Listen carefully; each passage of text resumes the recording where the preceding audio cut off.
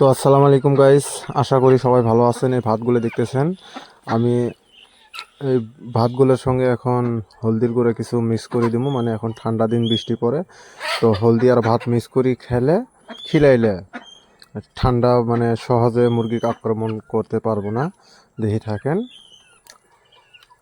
তো এখন আমি এই যে এগুলো ওদের যেগুলো খাওয়া দেবো, ওগুলো বলগুলো একটু সাফা করে নিব।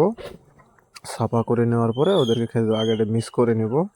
এই যে খাওয়াগুলো দেখতেছেন, খাওয়াগুলো আমি মিক্স করতেছি। আপনারাও এরকম করতে চাইলে একটু সাবা করবেন।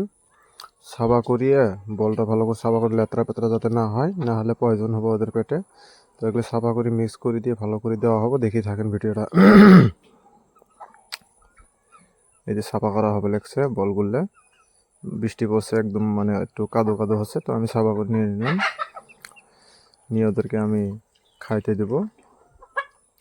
হলদি আরও ভাত যেটা মিক্স করা হলো, ওইটা আমি এখন অল্প অল্প করে দিব ওদেরকে, সবাইকে।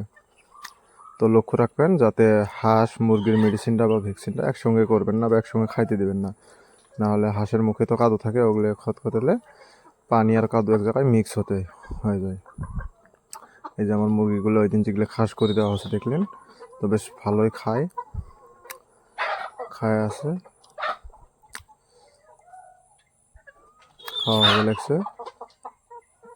তো আমি হাঁসগুলো এখন ওদের খাওয়া হলো, হাঁসগুলো ভিতরে নিয়ে আসলাম গেট খুলে দিয়ে, যে এখন একসঙ্গে থাক। মানে আমি এই জায়গায় ঢুকলে আমার পিছনে পিছনে হাঁস মুরগি সব থাকে আর কি, আসার সঙ্গে সঙ্গে সব সময় আমার পিছনে পিছনে থাকে। এই যে হাঁসগুলো এখন খাইতেছে, দেখি থাকেন। আমি একটু খাওয়া দিতেছি ওদের, এই যে খাওয়া আনলাম দিতেছি, খাইতেছে। যেটা আপনার সোনালি ফিড বলে, ওইটা মাংসের জন্য খিলানি হয়। সোনালি ফিডটা খিলালে কি হয়, মানে মুরগির গ্রোথ ভালো হয় বা চেহারা ভালো হয়, মোটা হয়। আর ডিমের জন্য হলে এমনি প্রাকৃতিক খাবার খিলালে ভালো, মানে মনে করেন চাউল ইত্যাদি দানা বা গাছের পাতা, যেমন পেঁপে পাতা আছে, সবুজের পাতা আছে, এগুলো মিক্স করে খিলাবেন।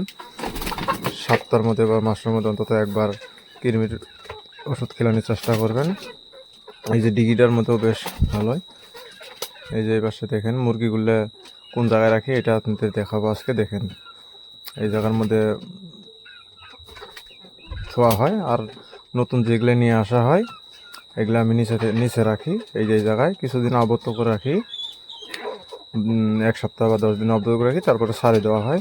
আর এটা হলো ডিম পাড়া জায়গা। সবচেয়ে খুশির খবর হলো একটা কি, এই যে আমার একটা মুরগি আজকে ডিম পারছে, আপনাদেরকে দেখাতেছি। মানে কষ্ট করলাম, এটার ফল পেলাম আজকে আমি। এই যে একটা ডিম পারছে মুরগিটা, খুব ভালো লাগলো দেখে। ডিমটা দেখে আমার খুব ভালো লাগলো। তোরা আমার ওয়াইফ বললো ডিম পারছে, পরে আমি দেখতে আসলাম, হয় ডিম পারছে। পরে ডিম পারছে যে মুরগিটা, ওইটা আপনাদের দেখাচ্ছি। এইটা হয় ওই মুরগিটা, এইটা যাইতেছে। এই মুরগিটা ডিম পারছে, এই সাদা কালার হোয়াইট কালার মুরগিটা ডিম পারছে। এইটা আরও পারবো আশা করা যায়, 10টা 15টা অন্তত পারবই। এইটা আমার ডিগি, বা অন্য জায়গায়, আমাদের জায়গায় তো ডিগি বলে, অন্য জায়গায় পুকুর বলে। তো এগুলো শেষ করলাম। খুদা হাফেজ।